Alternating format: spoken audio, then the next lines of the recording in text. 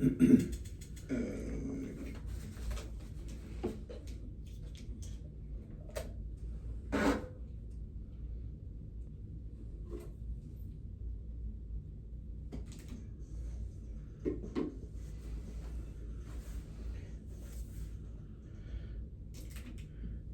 guys, welcome back to another It episode 9 podcast with Joe Lewis. Hey Joey. And today we got a special guest. Special guest is a comedian who's been doing it for 25 years? It's about 20. 20 years. Big Al Gonzales. Go ahead and turn your microphone down or just pull back a little bit. You're getting a little... And he's giving us some tips because he had a podcast himself. Absolutely, man. And so he has a lot of years of doing entertainment. So we're going to take whatever we can from today. For sure. Yeah, it looks like you cleaned out your baby's room. No, it was just a podcast room. It was just a podcast room? Yeah. You didn't have any children living here at one point? Well, it was a game room at first. A gay room? A game room. Oh, game. I was like, damn, Joe. This is where he shot his OnlyFans. There you go. Is this how you got through COVID? A bunch of This is your game room, okay. Like with ball gags and whips and stuff. Who's ready to play? Oh man, what are you up to? How you been? It's been a while since the showcase that we did together. Yeah, I haven't seen you since I think the showcase. I think it was roughly the last time I saw you. Maybe back in August. Maybe I think I saw you a couple shows after that. But yeah, I did about 2 weeks afterwards, and then I took some. Not really took time off. We just started the podcast as well. Right. Tell me you're blue collar without being blue collar. Look at that. Look. What road on Marbach did you get that off of? I told you, bro. He said, "He's a piece of black tape. I'm gonna cover this." He's knocking my that's great, man. blanket that it's a truck I used to drive. No, I know that. I know what it but is. I don't say the company's name, so I don't want to have the. I like how he thinks I'm so fucking simple. Like, this is my language. I don't know what a truck is. I've never ridden on a road and seen a truck before. I'm a comedian. I run into these things all the time. So. Hey man, the hat's pretty cool, man. That's a new, right? No, I've had this forever. So I had this. So originally, I bought my first hat like this in San Jose. So when I lived in Northern California, I used to work at the San Jose Improv in downtown San Jose, and I also used to produce shows there. And they had a little hat shop, and I used to walk by it, and I used to see them. I was like, these are awesome. So I did really good on one of the shows I produced. We sold it out. It was like 450 people. And so, because I used to have a monthly show at the San Jose Improv. Okay. So it was called Big Al's Big Ass Comedy Show. And so we did it every single month. So I made a lot of money on the show. And I said, you know what? I want one of those hats. Right? Because it's just, I always remember my when I was growing up, family members used to have this. We used to go to the lowrider happenings back in the day. Yeah. And, just it was sharp, dude. It was it's part of our culture, and I was like, I want that. Right? And so I went and bought one, and it cost like $70. And then like a pendejo, I was in Fresno, and I was eating at this place called Me and Ed's Pizza with another production friend of mine, Gabriel Robles. We used to produce a bunch of shows at theaters in the Central Valley of California. And we were doing a show in Fresno, and like an idiot, I left the hat at Me and Ed's Pizza. Oh, man. Totally forgot. And it was just by the time it was all said and done, they're like, yeah, we don't know what hat you're talking about. Shit. Yeah, because they know it's a hot hat. Fresno, man, it's just it's like Central Texas, you know what I mean? So anyways, long story short, years later, I moved here to South Texas in San Antonio. And as I was traveling through downtown, there's a little hat shop right there off of Travis and I want to say Alamo, Broadway and Travis, right there by Travis Park. Okay. Yeah. So there's a little hat shop. It's been there forever, since like the early days, 1900s, maybe even before. And I went in there, and this is what they sold, and I was like, that is awesome. Walked in, $70, got a hat again. It's right there in the corner, right? It's not in the corner, but it's just it's between they got a whiskey distillery, and then there's that little not souvenir, antique shop on the corner. So it's like right in the middle. There used to be a bar called the Texan or something like that, or the Texas Two-Step or something, and that shut down because the owner died. But next door is the hat shop, and that's where I bought it. So I know it was a long story just to get to a hat. But it's a badass hat, man. But yeah, I've had it for a while. Here's a fun story too. So when I worked at the San Jose Improv, I used to work in the box office, and I also used to do sound and lighting, and I used to do it part time. And one day I was working in the box office, and Norm Macdonald was headlining that weekend. Oh my God! No. Yeah, so he was headlining that weekend, and he knocked on the window to let me know he was there, and I was like, "Hey, what's up, Norm?" So I walked out to open up the door to let him into the theater, and he's like, "Hey, how you doing?" You know, I was like, "Doing good." And he goes, "What's your name?" And he asked me my name, and he goes, "Hey, that's a nice hat." He says, "Where'd you get that hat?" I said, surprisingly, I just got it around the corner not too long ago. And he's like, "Hey, could you take me over there? I want to get a hat like that." Dang. And I was like, "Well, I'm scheduled to be here for like another hour or so." And then he went up and talked to the manager, and the manager was a friend of mine, Justin Hollister. He came down. He goes, "Yeah, clock out." He goes, "Don't worry, I'll cover." He goes, "Go take Norm." He goes, "He wants a hat. Go take him to get a hat." Dang. So I went around the corner, took Norm Macdonald to go hat shopping. And it was like the coolest thing, dude, to go hang out with Norm Macdonald and buy hats. Damn. So yeah. That's probably one of the greatest stories I've ever heard. There's better. No, I mean, but that's a cool. It's cool.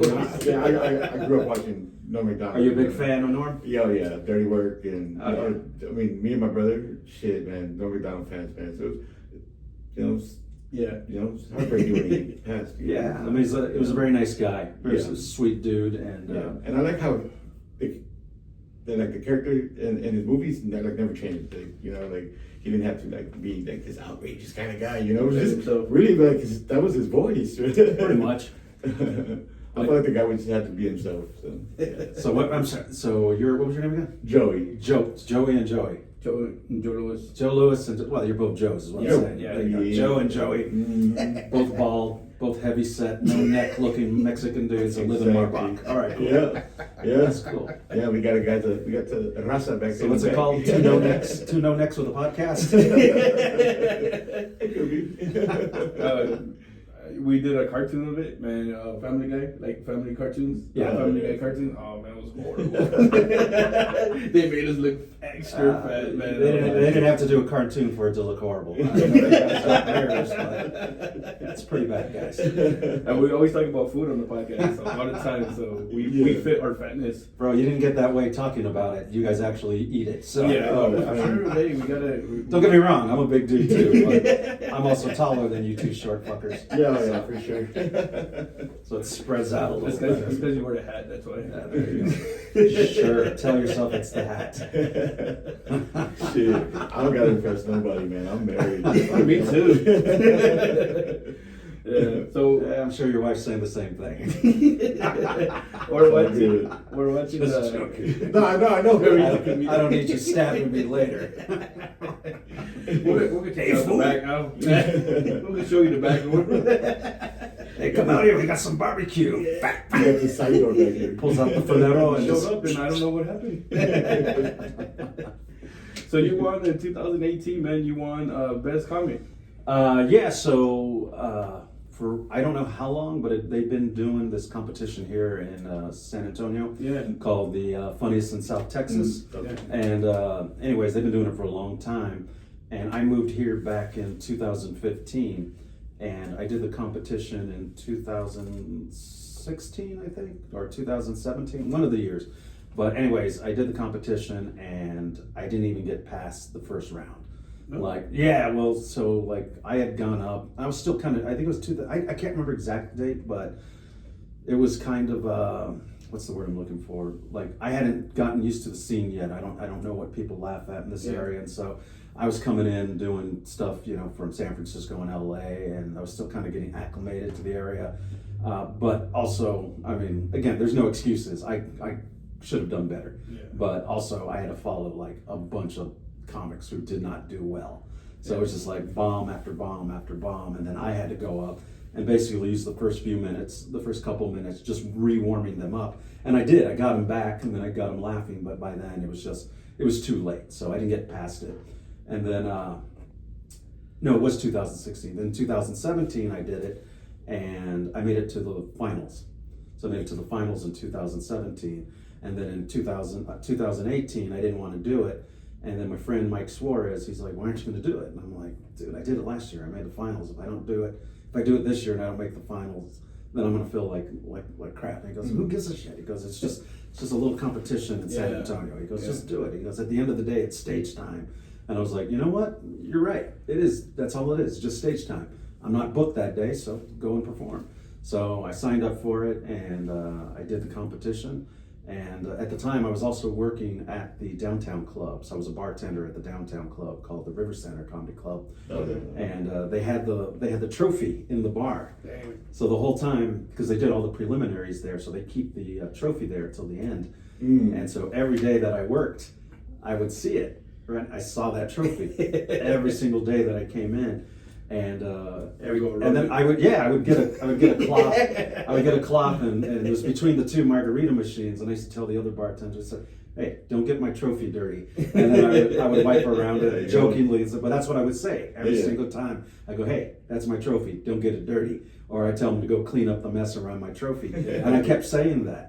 And I manifested it, Visualize. Right, that's something I know in the class I talked to you guys about, visualizing your goals, right? Yeah. And understanding what it is you want, because if you don't know what it is you're moving towards or, working for, you're just kind of aimlessly wandering around. Right. So just me thinking about the trophy and seeing it and claiming it as mine, it came true. And then I ended up winning the competition in 2018.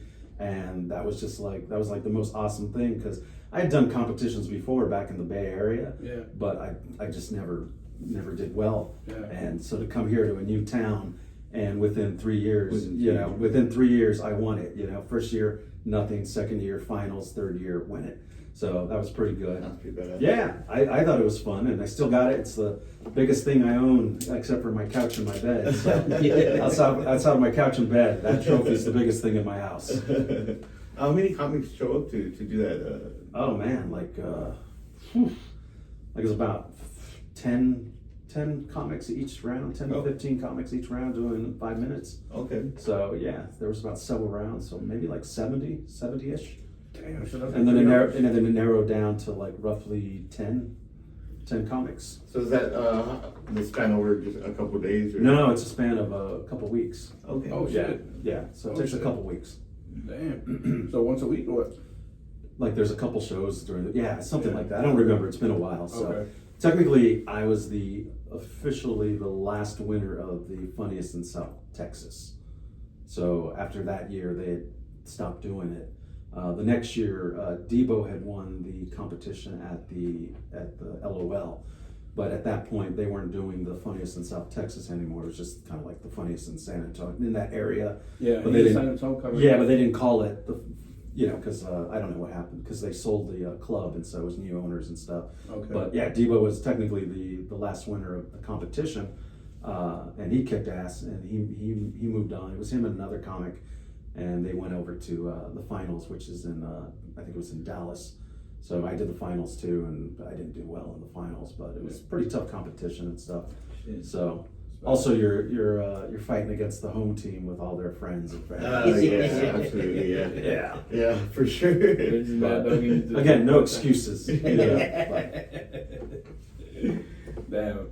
But I was gonna ask you about something. You did acting, right? Yeah, I've been doing acting since high school. And you acted on a movie, a certain movie, right? I was in what's it called? So I'm in a movie, I don't remember what it's called, some kind of disaster movie or something like that. I heard the title, but she said it too quick where I couldn't understand what she said on the podcast that you had. Yeah, I don't remember what it was, but we did it when I was living in LA, and I played a migrant coming across the border. I'm not even joking, dude. I played a migrant, and the main character was trying to get back into America with us. Yeah. So it was him, us, and then the coyotes that were trying to get us back to America. Yeah. So he had to leave the country because they were trying to kill him. So he went to Mexico, and then he got some information to Mexico. Then he had to get back to America, so he couldn't go through the border because they were looking for him. So he basically snuck back into America with a bunch of illegals. So. we had talked about this too. When I told you when we had that personal, remember when you were helping me with the 5 minutes for LOL? Yeah. For the class, the workshop that we had. Yeah. And I said, man, your voice doesn't match you. Remember I told you, like you sound like I was expecting a different when you started talking at the LOL. Right. When you get on stage, you just seem like, hey, vato, muévete la chingada. Like, you know what I'm saying? Like, like an enforcer. Yeah, but I grew up around those people. I mean, that's my family, dude. Like, but I did notice in your earlier stand-ups that you did have like an accent. An accent. I did. And then is it with the design that you changed it, or just throughout the work? So I've been, like I said, that was not the only movie I've done, but I've done a bunch of different things, and basically I started off in theater, and I've always kind of spoke well because my parents sent us to a private school growing up. Okay. So we were always like, they hear me talk, they're like, what's this vato hooked on? I'm like phonics, so. Yeah. But anyways, like I learned how to speak well because that's just, we grew up not an affluent neighborhood, but just like a regular middle class neighborhood. Uh-huh. There wasn't a lot of Latinos that lived there. It was mostly white folks. Okay. And my parents moved us out of essentially what was like a little tiny Mexican city. Okay. Like it's called Union City, and it was predominantly like Latinos that lived there, like middle class and lower middle class, and that's where my family grew up. So my dad moved from Texas. He lived in Pearsall, and he moved to Union City, California. And my mom's family was kind of all over California, and they moved to that place. Okay. And so I grew up out there, and like I said, all my family, they're like Chicano to the bone, They're like straight up, low riders and everything. So I grew up around the speech patterns and the talk, but my parents were very adamant on making sure that we spoke well. So they didn't teach us to speak Spanish. They only spoke to us in English. Okay. The only time we heard Spanish is like when we visit our grandparents or other uncles and stuff. Okay. And then when they were hanging out with the older folks in the family, and they would speak Spanish. So it was spoken around us. It was familiar. It's just my parents didn't want us to, because at that time when we were growing up, people looked down on people with accents. They treated you as stupid or not worthy, and so. At the time, it made sense, but then as we moved through the ages, it became something that I regret my family not teaching me. So I had to learn on my own. So I have a very rudimentary, understanding of Spanish speaking and such. Okay. But for the most part, I'm basically a coco. You know what I mean? Yeah. It's like, and that sucks. It sucks not being able to know the language inside and out, because I've lost out on a lot of opportunities. Really? Oh yeah, dude. I lost an opportunity for a Got Milk campaign. Oh, shit. Yeah, they loved my look. They wanted me to be the spokesperson. Right. Because I was back then. I was a little bit thinner. Younger, same facial structure and stuff. But they wanted me to be the spokesperson. I didn't speak Spanish, and they were like, they go, well, here's the script, and they wanted me to hear me, and there were certain words I didn't pronounce right. Like I was able to get through it, but there were certain words I just totally mangled them. And so a friend of mine in comedy, Richard Villa, he ended up getting that spot.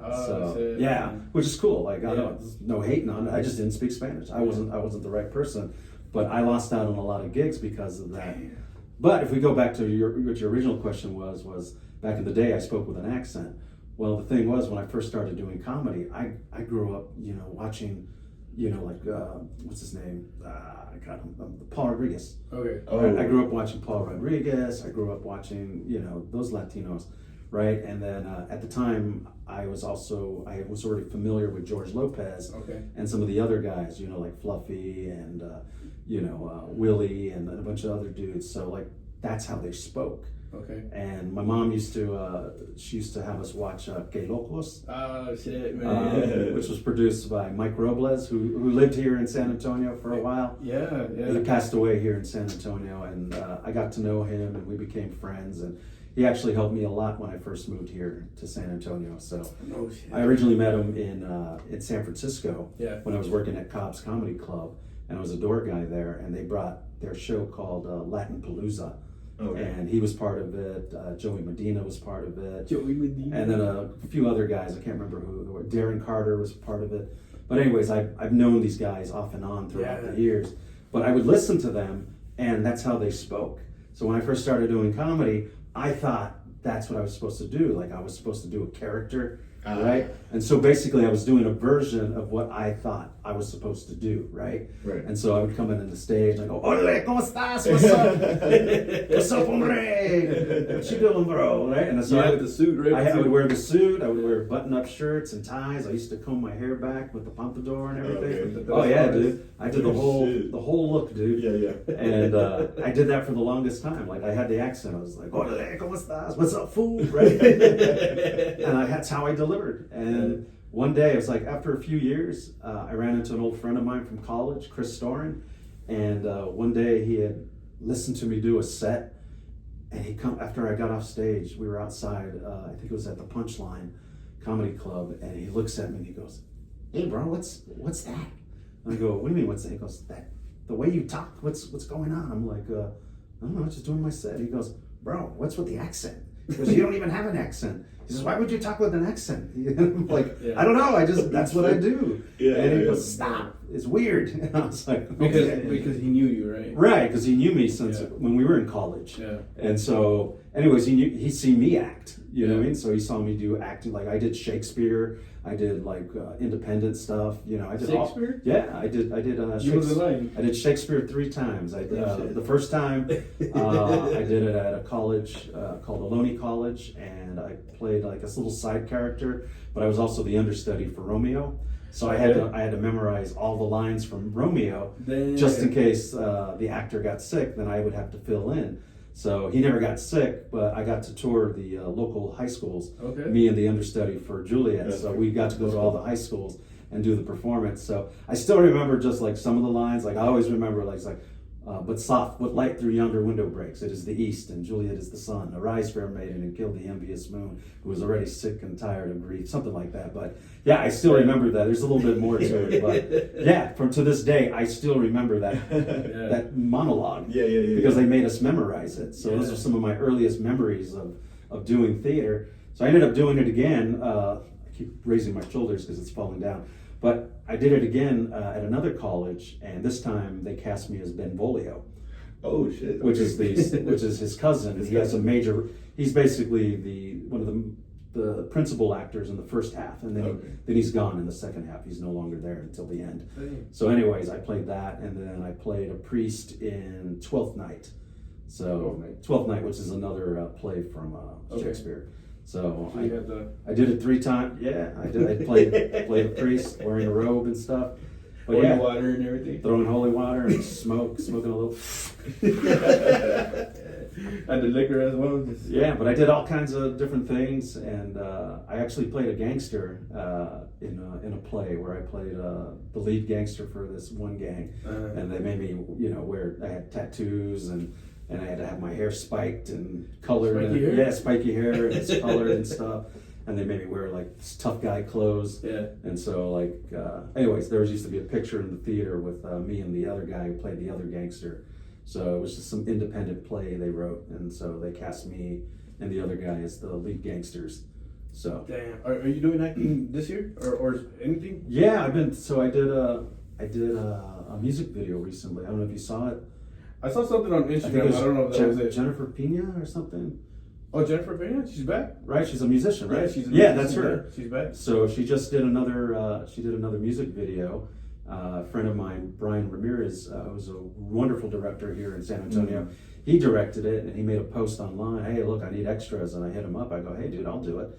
So he goes, yeah, cool. And I was like, what do you need us to dress like? He goes, hey, just bring some clothes, normal clothes, whatever. Yeah. So I brought a few outfits with me. And I didn't know the artist. I didn't know who she was. And so I get there, and I'm looking around. We're in a little Texas-style bar. I forgot what it's called.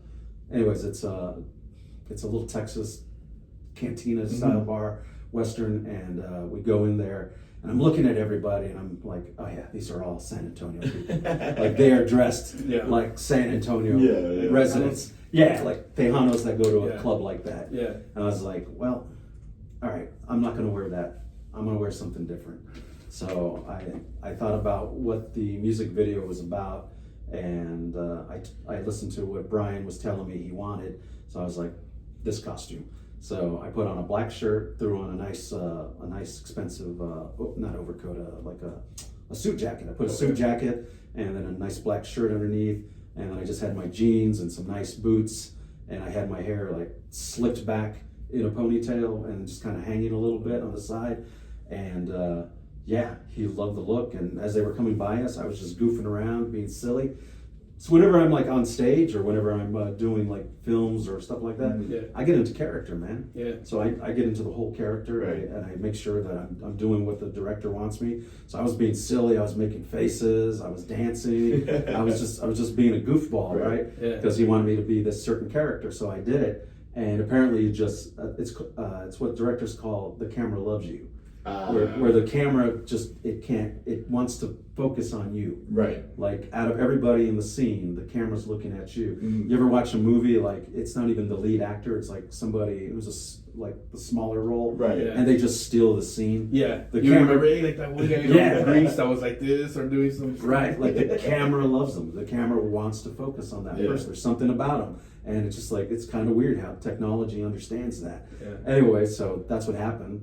The camera, he liked what I was doing, and he just kept pushing the camera to me. And so I got a lot more screen time in the video than some of the other extras. So it was pretty cool, man. And I looked at it, and it was funny because I'm doing a lot of funny stuff that I don't normally do, on stage in my act.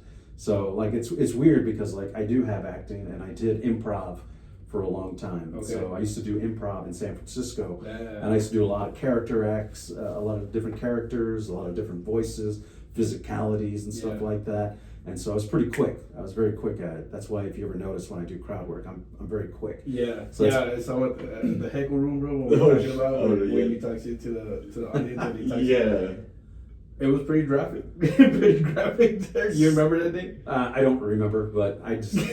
It's just we were trained, you know what I mean? When Yeah, you're doing improv, you got to be quick. Yeah, you know what I mean? Well, he's been doing it like for a long time. A lot of those other comedians, we've been doing it like maybe months and years, like 1 or 2 years. But to see him there and the way he handled it, where like he doesn't get emotional, like hey, fuck you, dude. Like, that's what they usually say, but it's not like a real fuck you. It's just like a hey, fuck you, dude. But it's, like the way he took care of it. I mean, I do say that, but I say it in a way where it's not offensive. Yeah, it's not a fighting way. Like I'll insult you, and you're loving it. Yeah, and you want me to do more. Part of the show. Yeah, so like, it's still part of the show. So I don't say things that put you down. I say things that are just it's just kind of like, hey, we're all in on the joke. We get it. I get you. So I say it with no malice, and so. Anyways, I didn't say no mames, so don't make sure. Somehow somebody ended up getting motorboated. So yeah, man. Like, I was in an improv troupe called the Oakland Playhouse, and then it was the big city. We transitioned. We went from Oakland, California, and then we moved the troupe to San Francisco. Okay. So we were performing downtown in Union Square. And there's a lot of little theaters out there, so we were doing improv at this little theater, and I forgot what it was called, but if the headphones are bad, you don't have to use them. You don't need to. I mean, no, I don't mind using them. It's just they're like they keep falling down. Okay. There we go. So, anyways, he's like Ron Jeremy. Well, glad you pay attention to the act. So we did improv, and I was the diversity hire. Okay. It was a bunch of white folks, and they hired me. So all the people that auditioned, it was just me and a couple, mostly other white actors, performers, and then they just liked my energy, and they liked that I looked different, right? And I brought a different element. Right. So I was their diversity hire, and they had me on the squad, and I did it with them for about 2-3 years, and we won Best of the Bay in San Francisco. Damn, man, you done a lot of stuff. Yeah, so our troupe got voted the best improv troupe in San Francisco in 2002, I think it was. The improv helps a lot for a stand-up comedian on stage, right? I think it can help. Yeah. Anything you do to kind of further your skill set or your knowledge, it's going to help you. Yeah. Right? Like you can't be taken off track from getting knowledge and skills, right? Yeah. So like it was something I did when I was in theater. It was something classes I had taken, but I decided to take it further and try to be a pro at it. You know what I mean? Yeah. And so I did, and then our troupe got recognized, and I did that for a while, and then eventually I was just like, I want to do something different, and I went out and did an open mic downtown at the, it's called the Brainwash Cafe. The Brainwash Cafe was the longest running open mic in San Francisco, actually in the entire Bay Area. They had been running that open mic for like, I think after it closed, finally, I think it was like close to 30 years.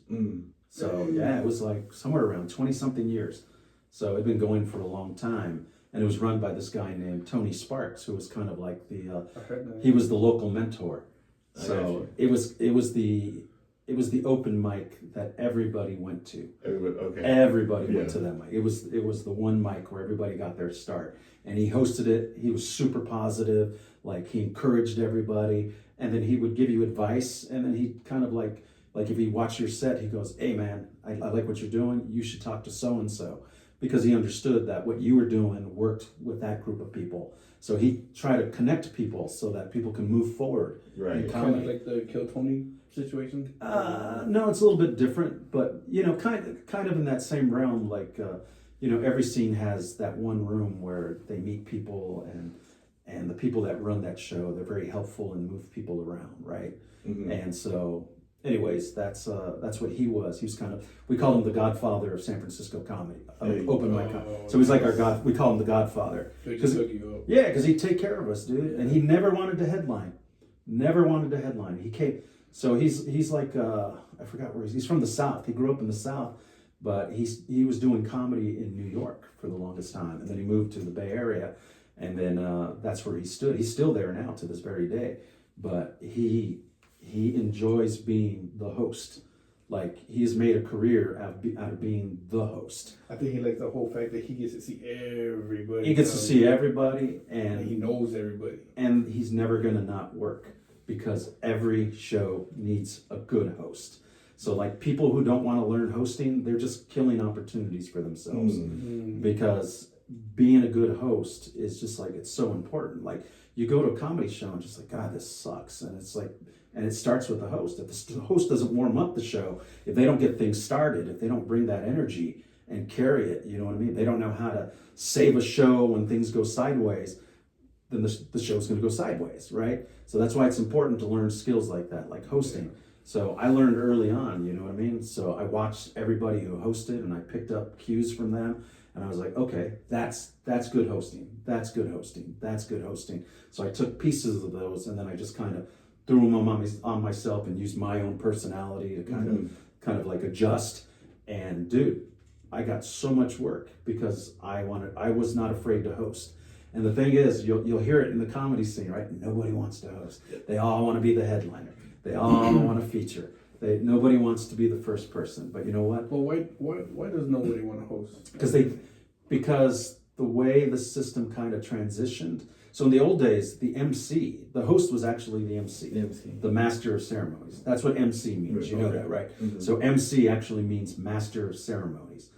You're the master of ceremony. What does that mean? That's an important rule. Right. They don't call you the master of anything unless you're good at it, right? So anyways, so they called it the master of ceremonies. And that position, he was usually the most famous person or the most recognized person. And they would host the event or the show or the roast or whatnot, right? Because they were the most recognized and they knew how to keep the movement of a show. And so eventually it became MC, right? They stopped calling it the master of ceremony, just called it an MC. And then eventually, as they stopped paying people good money to MC, then it just became the opening position at a club, right? Where you set the show up. Then they started calling it the host. Right. And so you're no longer the master of ceremonies, now you're just the host. Yeah, you're just the host. So the master of ceremonies is like, when you watch, what's the Comic View, right? Or what's the other one? The BET show, Comedy Jam. Oh, Comedy Jam. Right? Remember when they did Comedy Jam? Yeah. Oh, back then? You always knew who the host was, right? Who were the hosts? Martin Lawrence. Right? Gary Owen. Right? Because they're good at what they do, right? Yeah. They're the master of ceremonies. You're getting all these excellent comics that come on there. They can still come up after them and control the energy of that show. That's what makes you important. So a good host knows how to capture that energy and work with it. And then the practice you're getting as well too, right? Yeah, and I hosted a show back in the day in San Francisco with so I know I keep saying San Francisco, that's because that's where I got my start. I started out there. I did many years in San Francisco worked at all the clubs, and so I got extensive training. And I remember doing a gig at this music venue called Slim's, which is a club owned by Boz Scaggs. I don't know if you guys know Boz Scaggs. He's a musician. You ever heard that song, The Dirty Lowdown? No? No. All right. Can't say I have. You probably heard. Probably heard it. It's a dope song. You probably heard when you were like chilling in the park, drinking your beer. You know what I mean? So, anyways, we were performing at that club, and Craig Gass was the headliner. Craig Gass used to do voices, celebrity voices on the Howard Stern show. Okay. So he was the headliner that weekend, and my boy Joe Bartnick, he was the feature. So they wanted a couple guys to kind of open up the show. And they wanted one guy to MC the first day and the other guy to MC the second day. So they contacted me and my boy Justin Harrison, and who was a kid that I was mentoring back in the day when I was still kind of new, but I was kind of running things in the scene. So I kind of mentored him and helped him out. Anyways, we were opening up the show, and Craig Gass, who was the headliner, he pulled me aside and he goes, "Hey man, great job hosting." And I was like, "Thanks, man." He goes, "No, seriously, dude, great job hosting. I just want to reiterate that because you guys got to know that hosting is like so important, and how you hosted was like excellent." Yeah. He goes, "That's what made the show so good." Yeah. And he goes, "Keep doing that." He says, "Don't stop hosting until you have to." And I was like, oh, "Okay, cool." He goes, "Because you got to remember this, the same skill set that you use for hosting to get the audience to pay attention and listen is the same skill set that you're going to need later in life as a headliner. So it's the same, it's that same skill set." And that's what he said. And I always took that to heart. Mm-hmm. And so that's why I didn't mind hosting. Plus, like I said, nobody wants to do it. So you end up getting so many gigs. Dude, so many opportunities. And then it ended up coming in handy because when I moved here, Steve Trevino had moved here like maybe a few months to a year before I did. Okay. Because he's originally from here, but he moved to Los Angeles where he was there for years. He's from Corpus? From the Portland, Gregory area? Yeah. But he says Corpus because nobody does it. Because nobody knows the other two. Right. You know Steve Trevino right there. Talk about him a lot. So. Yeah. So anyways, he lived in LA for the longest time. His name is on the Comedy Store wall. He was headlining. He's been headlining for as long as I've been in the comedy industry. So anyways, I met him years ago at Cobb's Comedy Club when he was filling in for somebody. He was hilarious, dude. Totally different comic. Still funny. Did he have curly hair at the time? It was shorter and a little chubbier. Yeah. But still no less funny, dude. Like he was hilarious. Totally different stuff. Totally different point of view. Yeah. Right? Because he was coming from a single man's point of view rather than a married man with kids' point of view. Yeah, before he got... he used to go by the Sexy Mexi from South Texas. He also knows who Chingo Bling is too. Oh yeah, that's a lot of Chingo Bling as well. So. Yeah, dude. Like he's been doing it for a long time. Dude, he's been in the industry forever. He used to tour with what's his name, Freddie Soto, who passed away unfortunately. Okay. So he toured. There was a show called the Three Amigos tour, and it was Freddie Soto, it was Pablo Francisco, and Carlos Mencia. Pablo Francisco. And so they were the three main acts, and then Steve, and then a local comic here named Jesse Pangelinan, who also passed away recently. They were the openers, and so they went on tour with these guys for a long time. And so like he would tell me the stories and everything, and it was just like it was so cool to listen to that. Like you get an opportunity like that to open up for big names. You got to have what it takes to be able to warm up a crowd and keep the energy going and facilitate for the headliners, you know, because they're going to be busy. So sometimes they need you to help out and pitch in. So I kind of learned from being in the comedy scene and working at the clubs as an employee and such. Yeah. So I kind of saw what was needed and how to fit in, you know, fill in a role here and there. So eventually when I moved out here, he like hit me up and he's like, "Hey man, that was the first time you talked to him? Or? No, I did shows with him back in California. I've done many shows with him, but this was the first time like we had gotten reacquainted here in Texas. And he hit me up. He's like, "Hey, you wanna do a show tomorrow?" I'm like, "Yeah, sure." So I went and drove all the way to Corpus, and we did like this corporate gig at a yacht club. That's badass. Yeah, no, it was tough, like because I had to be clean, and I wasn't 100% clean. Okay. Yeah, and they were a little bit more hoity-toity, you know what I mean? They were like, "It's a yacht club, guy," you know what I mean? It's like they do yachts, you know what I mean? Yeah. They have somebody else drive the boat for them. So we did that, and he's like, "Hey man," he goes, "You know what you're doing?" He says, "Just work on some of your bits." He says, let's get you on the road." And It was like 2017, and he started taking me on the road. I would do shows sporadically, here and there, fill in.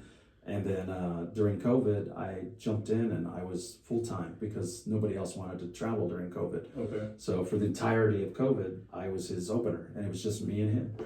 And guess what I did?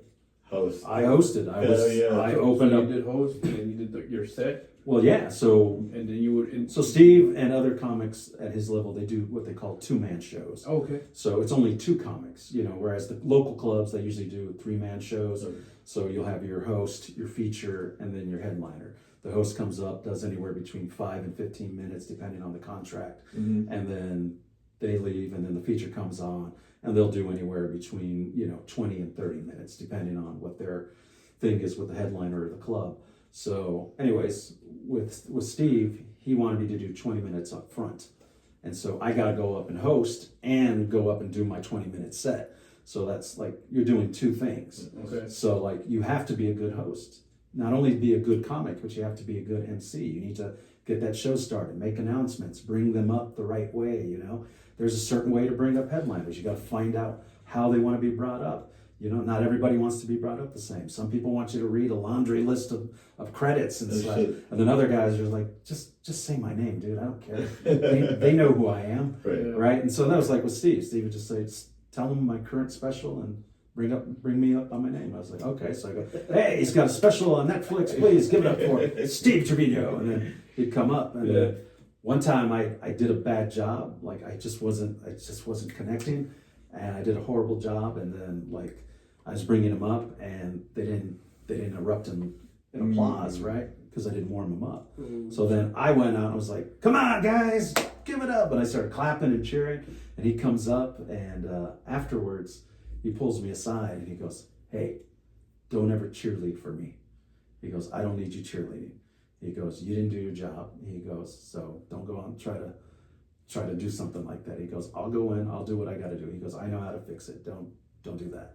And it was just like, and I know it sounds worse than it is, but it's not. It's a mindset, you know what I mean? And so I understood what he was trying to say. Right. He goes, don't try to fix your mistake. You know what I mean? It's like, you already go figure it out for the next time. You know what I mean? Okay. Because it's kind of like, it looks desperate, right? It's like, come on, guys, right? It seems desperate. Yeah. Right. So you create this weird energy between the audience and the comic. Whereas I can just get off the stage, they already don't like me. I leave, clean cut. He comes on and goes, what the hell was that? Right? They're like, yeah. So, you know what I mean? You have to know, you have to understand being a good, I know we just talked a lot about being an MC, but it's a very important position in comedy, and I think more people need to learn it. And they're getting better here in this scene, but I remember when I first started, people weren't really good at hosting. So, but they're getting there because there's a lot more mics now. So there's a lot more opportunities for people to host, right? Yeah. So now you got more shows where guys are hosting every week. And so now they're building their skill set. They're getting better at it. Right. And so that's a good thing. So as your scene grows, you're going to get more shows, and people are going to get more opportunities, and people are going to get better. And I'm seeing that here in San Antonio, and you're seeing a lot of good energy, a lot of funny people that are just starting out, and that's good for the scene, because when funny people start popping up, people start taking notice. Yeah. And that's good. You want that kind of attention. So, yeah. How much has it grown, the comedy scene, since you've been here in San Antonio? How much have you seen it grow? Well, when I first moved here in 2015, I think there was like 5 shows in a week. You know what I mean?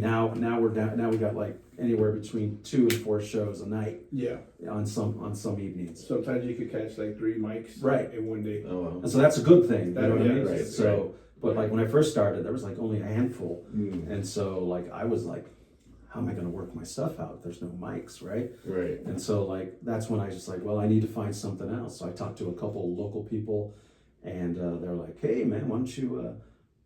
There's a place, it's like a general open mic where they do music and poetry. I was like, let's do it. So I was like, are there more like this? And they're like, oh yeah, there's a bunch. I said, well then, come on, let's go do it. You show me where it's at, and I'll drive, right? Because none of the guys I was hanging out with drove. So I was the only one with the car, so I go pick these guys up. Plus I want to, I don't know anybody here, so I'm trying to make friends with people. So I was like, hey guys, you show me where to go, and I'll drive. Right. And so that's what we did. So I would drive these guys around and we go hit up all the different, music mics, poetry mics, mixed mics, comedy mics. And I just like got my work in. And that's how I was able to work out a lot of my stuff, which eventually got me the trophy for 2018. Yeah, dude. So All the small things that you do every single night. every little thing, like people don't realize, just doing any little mic, it helps you. Like everybody goes, oh, how's that helpful? It's helpful because you're just going through the motions, right? Yeah. Like sometimes you're in practice, you're not practicing the game, you're practicing certain things from the game, right? Like if you're playing baseball, you're not just out doing scrimmages with each other. Right. No, one day you're doing running, right? Another day you're doing catching.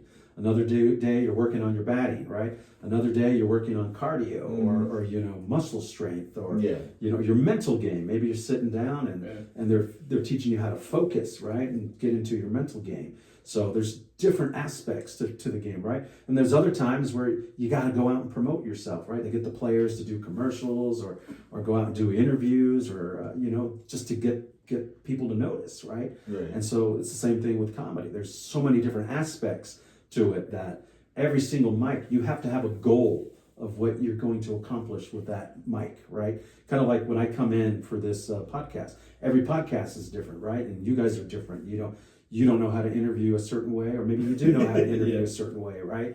And so I have to figure that out by talking to you guys. And I'm like, all right, well, this is what we're going to accomplish here. And since you're a newer guy, and since I know you because you took my class, the comedy class at the LOL, I feel comfortable talking from a level down here rather than, hey, I'm this dude who's been doing this for a long time. I'm a headliner. Respect me. It's like, nah, dude, I'm a guy who used to be where you were. And the whole purpose of why I wanted to teach class, so I never wanted to teach classes, but when I finally got convinced to do it, the reasoning behind it was to teach people the things I wish I would have learned when I first started. Okay. There's a lot of things that I regret not doing or wish I would have learned, and I wanted to make sure that any new comic that was taking the class would learn those things. So that's how I look at it. So again, doing your podcast, I know you guys are newer to this and such. So I'm not gonna come at you guys like all right. That's all right, man. We're tough. Yeah, I'm gonna have fun. I'm gonna bust your chops. Man, we want you to come back to it and to tell us, hey, but at the same but at the same time, I want you guys to know. No, it's better. There's things, and if there's new people who are listening to your podcast, I want them to know that. Right. Learn how to host. Yeah. Do a bunch of open different mics. Right? That's true. Yeah. Go and perform outside of your city. Don't get stuck just performing in your city. Yeah, because what'll end up happening is like, well, I'm the king of the scene here. Everybody knows me. Everybody loves me. I do all the club. That's great. But then you leave, you go outside, and it's like, it's a different audience. It's a different audience, a different mindset, different energy, different vibe. You see it too when comics from Austin come. It's because it's a little bit different, bro. Because I never perform in Austin. I know they have a hard time, right? I know you have. Yeah. And there's some jokes that you could get away with them, but here in San Antonio, there's like. It's different. The fuck, bro? Yeah. Like, you know what I'm saying? Like, and vice versa.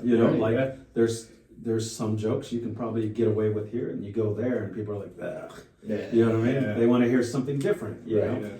Yeah. It's like San Francisco when we were there. It's an elevated comedy scene, meaning people think a little on a higher. Okay, let me explain it so it doesn't sound like I'm putting anybody down.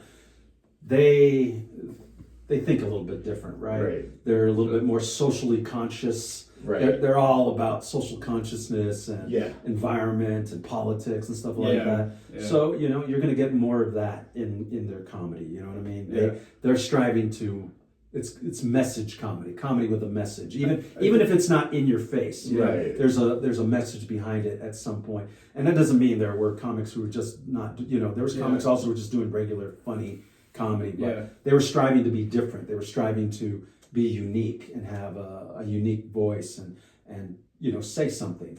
I feel in San Antonio you gotta share something a little bit more personal about yourself, so that way they can let you in a little bit. I feel that way. Yeah, but I think that's comedy altogether now. Oh, you think comedy is totally it's totally transitioned into that, because before you did a lot of just like people wrote a lot of jokes. People were better joke writers, I think, in the past than they are now. People focus more on just talking about themselves and crowd work and stuff like that.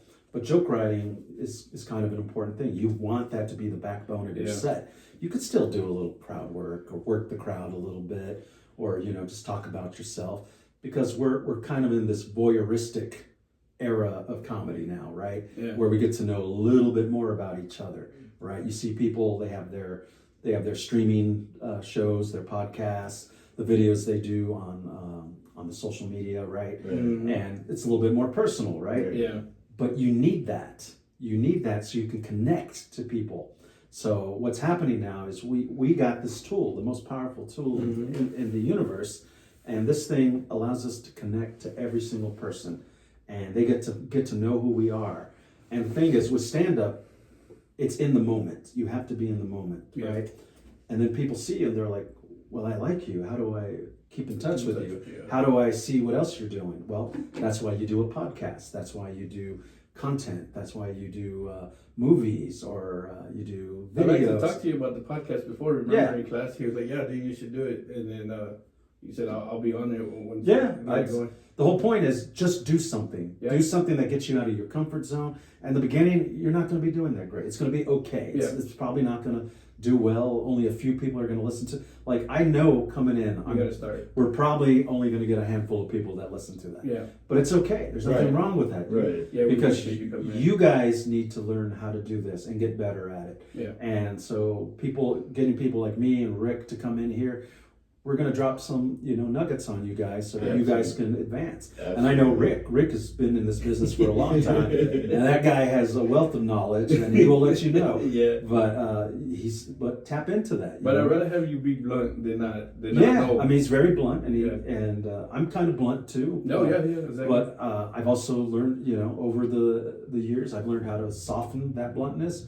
Because it's hurt me too. Because that's how we are, right? Yeah. Chicanos, Mexican Americans, we're blunt. Yeah. We're blunt. You gotta be. We hit to the bone, right? We cut to the bone with what we say, right? Oh yeah. I mean, just like even in the nicknames we give each other, right?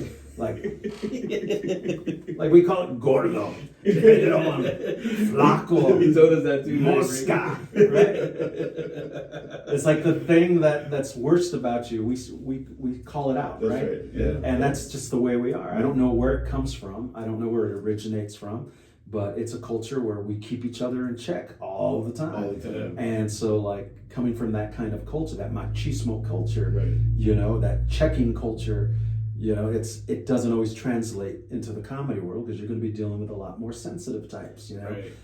People who grew up in good homes, who had both their fathers and nobody went to prison, Yes. People who had money, people who had real brand cereal, not the not the HEB brand, so. There was something that I saw on your Instagram I wanted to ask you about. You just posted it. Oh yeah, the video today?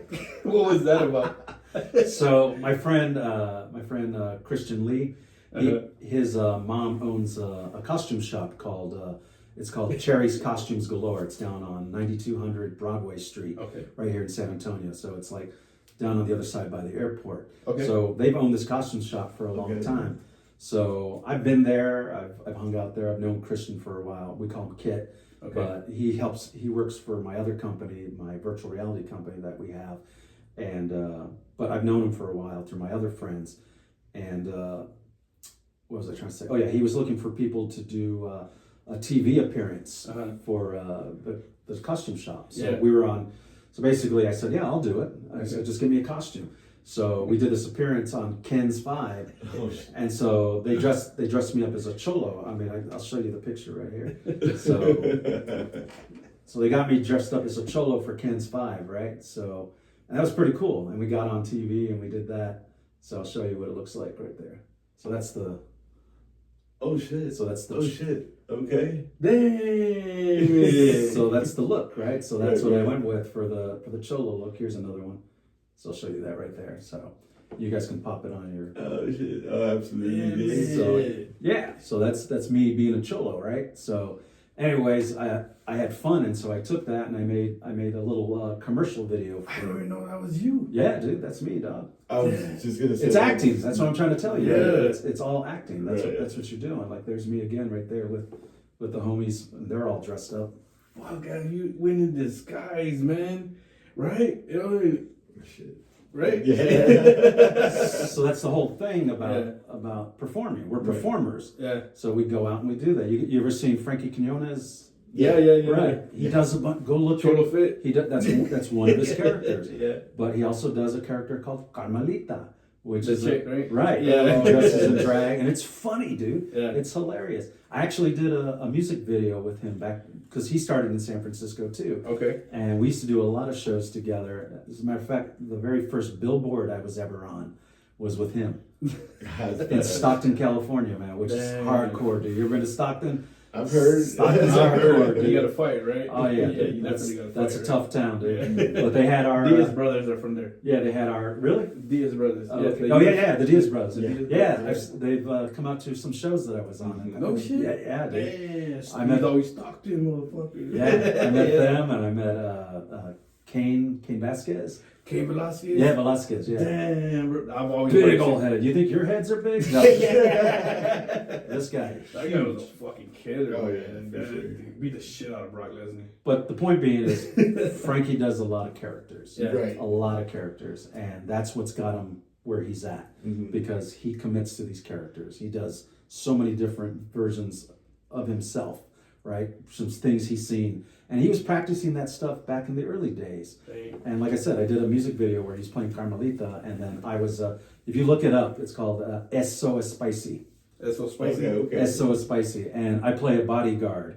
And so I'm like wearing a leather jacket. I got my hair slicked back, and I'm walking around like this, like totally different look. Right. But again, it's acting. Right. Right. That's what you said earlier in the beginning. You tap in. Yeah, you tap into a character or a Yeah. person, right? Like Andrew Dice Clay. Right. The Dice Man was a character. The Dice Man was a character. It was a character that he did. Yeah. Cheech and Chong is the name of the sketch group. But the characters that we know them as, that wasn't Cheech and Chong. That was Cheech and Chong was the sketch group. That was called The Man and the Dude, I think, or something like that. And they were basically two characters they created in their sketches. But they did so many other characters. But those were the characters that stood out. That stood out. Pee Wee Herman did a bunch of characters, but he did one character that stood out. Now we know him. You know, we know him as Pee Wee Herman. His name is Paul Rubens. Paul Rubens. Right. Yeah. But now we know him as Pee Wee because it's the one character that stood out. Right. Larry the Cable Guy.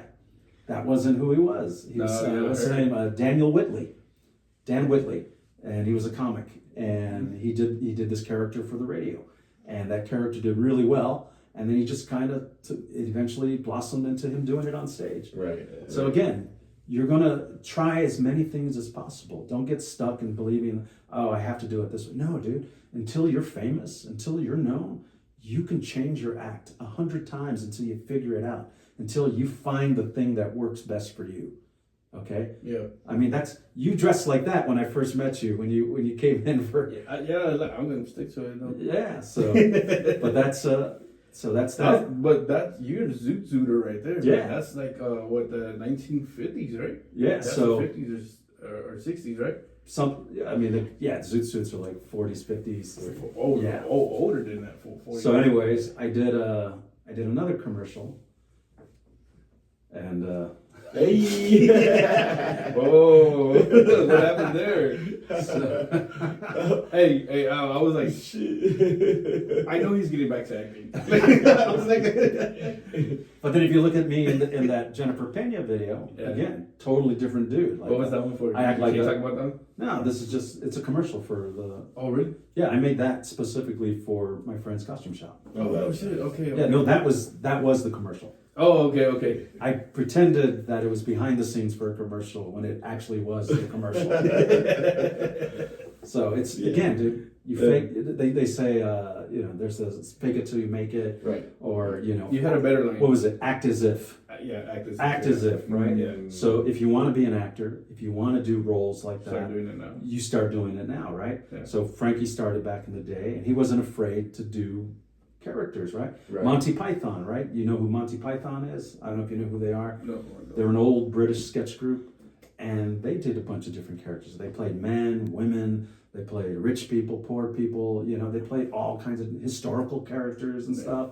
The Kids in the Hall, you got You got what's SNL, where they all play. I mean, Okay. Dana Carvey was one of his famous characters. Oh, the yeah. church lady. The church lady. Remember the church lady? Church lady. Yeah, dude. It's like you got to get out of yourself. Chris Farley, the lunch lady. The lunch lady, right? Adam Sandler, and They did the girls working at the Gap. yeah. So Yeah. if you can either, you have to figure out where's your line, right? Where do you want to be? Do you just want to do comedy? Do you want to be a writer? Do you want to be a performer? And if you want to be a performer, what kind of performer? Do you want to do acting? Do you want to do commercials? Do you want to do TV? You got to figure all that out. And then once you figure that out, what is it you want to do? Do you just want to be a character actor, or you're just known for being this one style, right? Like Luis Guzman, right? Oh yeah. Luis Guzman Pachanga. basically plays Luis Luis Guzman, Guzman. right? There's a bunch of character actors that basically just play that one character, or a slight version or variation of that, right?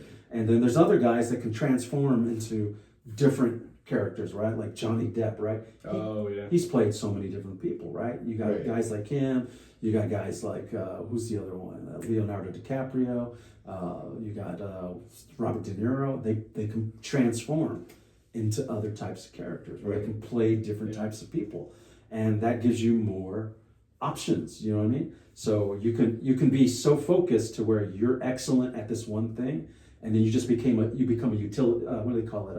You're like a specific. What do they call that? It's like a specific type of player, where that's the job you have and that's the only job you have, right? And they get you because you're the best for that. I got right? you. Yeah. But then there's guys, what do they call them? Utility players, where they kind of fill a role. They They can go anywhere, yeah, right? Yeah. They're good. They're just good enough at everything that you can just put them in any role. Right. And so that's where that's where I started, and then I got narrowed. For some reason, I let my mind narrow me into this character called Big Al, and I just stood that guy for the longest time.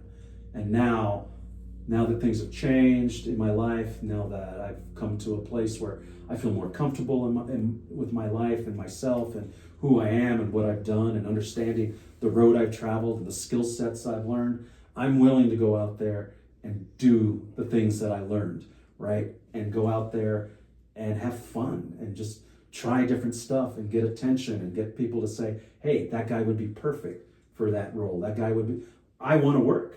I want to make money. Right. And I want to be in the mix. And so in order to do that, I have to just start creating content that catches people's attention. So yeah, one day I'm going to be a cholo. Another day I'm going to be a sleazebag. Another dude, another time I'll be a dude in a dress. You know what I mean? Right. So another time I'm doing Shakespeare. I'm an understudy for Romeo. So you never know where you're going to go, dude. You never know where you're going to go, and just be open to different. Again, you're going to have to determine what your line is. Okay. You know what I mean? So there's some things you might want to do, and there's some things you might not want to do. Like I did do a play that I got awarded for back in college, and I did have to play somebody who was from the LGBT community, and we got a lot of accolades for that, and people thought that I was. Right. Like the people who were talking to, like, it was a play, and then we got to do interviews afterwards with the audience. We did like Q&A because we were trying. It's called a one act. They're called one act plays. One act plays. And so we're shopping them, and we're also getting feedback from the audience. Hey, what did you like about it? What didn't you like about it? And during the conversation, everybody was like, "That's so cool that you were able to come out and do that." I'm like, "Nah, dude, I'm straight." Like, I'm straight. I'm in the Marine Corps. I have a girlfriend. Like, I love women. And they're like, you were locked in character. but I was locked in character. Right. But even when I was locked in character, I had a line. I had a line that I wouldn't cross. Absolutely. And so, Absolutely. like, they wanted us to take our clothes off, and I'm like, nah, I'll take my shirt off, and that's as far as That's I'm about going to it. go. That's about it. And they were like, well, we need you to kiss, and I'm like, nah, not going to do that. And because I wasn't comfortable with that. It's Right. not something I was in the Marine Corps. I don't need that stuff, right? Right. That can ruin my whole career. That gets back, and it's like they don't understand that it's in the context of doing, like if I was done with the Marine Corps, it would have been different, but I was still active in the reserves at the time. Right. And so that was frowned upon and stuff like Yeah, that. it was. And so also the guy who was playing my interest in the play, he was my friend from theater. So it's just like every time like they try to make us get intimate, he would say something stupid and I'd start laughing. So we could never, anytime we got to that point, he's like, come here, give me a big kiss. And I'd just start dying. I would start laughing. Yeah. But that was the line I set for myself back then, and I never crossed it. And I don't know if I'd cross it again, but again, I'm a different person, and maybe I'm willing to. You pay me enough money. I know when we got started, you do have a show. But yeah, I do got to get going. But the point being is, dude, you have one life, and if you love acting and you love stand up and you love writing and you love performing, don't limit yourself. Go find out who you can be. Go find out what you are. No, I'm just saying. You know. I told him about you before you came in that I did the classes with you and then the way you are. So nothing's a surprise to him. but he's taking your knowledge into consideration. Yeah, dude. I didn't talk much in the podcast, man. I was. We're paying attention. We're soaking up everything you need to say, and we just feel like a lot more than we do. So that's why I hear my voice every day, so I'm not so anxious to hear myself. Yeah. But yeah, no problem, man. Like the point is there's a lot of opportunity, and don't limit yourself. There's a lot out there. So don't narrow your travel in comedy. You know what I mean? Right. Don't narrow the road. Right. There's dirt roads. There's one-way roads, and then there's 2-lane roads, and there's 4-lane roads, and 5-lane roads. Right. So if you want to get somewhere faster, you're going to take a road that has the freeway that has more roads on it. Right. More lanes. Right. So the more lanes you have, the more options you have to get to the place you need to be. Right. Yes, sir. So don't limit yourself. You know what I mean? Yeah, that's very good advice. But also figure out, you have to draw lines for yourself. Where do you want to go? Do I just want to do clubs? Do I just want to do theaters? Do I want to do cruise ships? Do I want to do TV? And things pivot. There was guys that I started with that, we used to perform together and everybody was funny, but they went a different route. One guy ended up being a producer for TV shows. And then another guy, he's in like all kinds of movies. And then there's another guy, who does this, that, and the other, So your road may change. Mm-hmm. Sometimes there's going to be roadblocks and you have to get off on this. You have to get off on this exit. Yeah. And then when you get off, you're like, oh, hey, I didn't know that store was there. I didn't know that restaurant was there. And the next thing you know it, you're eating there for the rest of your life. Yeah. So again, just understand that comedy can be as narrow or as wide as you want it to be. All right. So this is your first journey. You took a class. You're doing shows. Now you're doing a podcast. Start investing in the podcast. Let's get the sound fixed so that the next time I come, it doesn't sound tinny. Okay. You know what Absolutely. I mean? Remember, you invest in yourself. Right. Everything is investment. Look good, sound good, feel good. You know what I mean? And just all that has to happen. Okay. All right. You have to define yourself before they define you. Right? That. It's like the streets, right? Yeah, exactly. Somebody comes up and punks you, what do? You knock them the fuck out, right? Because you have to define who you are, right? It's the same thing with prison, same thing with comedy. Comedy's no different than prison, dude. Yeah. Just a lot more bitches. I joke. All right. Anyways, that's it, and I totally appreciate you guys having me on. Thank you. I didn't know what I was going to talk about. I didn't know what you guys were going to ask me, but I hope that was fun. I hope it was informative. I hope you got something out. I appreciate you coming out. Cool conversation. Big Al Gonzales on Facebook, the Big Al Gonzales on Instagram, and what's the other one? Big Ass Comedy on TikTok, on X. Big Al Gonzales on TikTok. There you go, guys. All right. Big Al, he actually has a show today too. So. Yeah, I got to get going. All right, guys. I got to go down to the Woodlawn district. They got about 4 different clubs in that little strip now. So we're doing the Sunshine Brewing Company, I think it is. The one on the corner? Yeah, it's just like right on the same street. It's like three doors down from the Woodlawn Theater. Oh, okay. So, anyways, I'm doing that right now. That's where I'm going to head out to. But alrighty. Cool. That's it. Joey.